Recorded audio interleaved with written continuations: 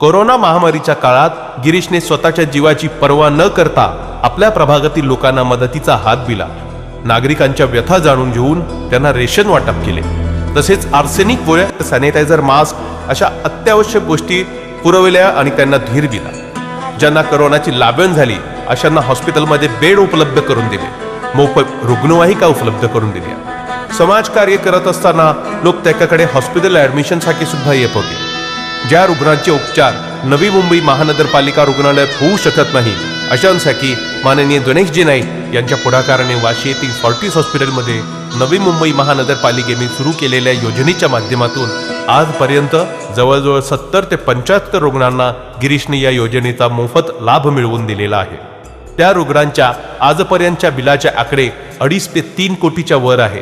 Terna, DY. Patil अशा रुग्णालयात सुद्धा महात्मा ज्योतिबा फुले योजनेअंतर्गत रुग्ण भरती करून कित्येकांचे प्राण वाचवण्याचे काम त्यांनी केले आहे.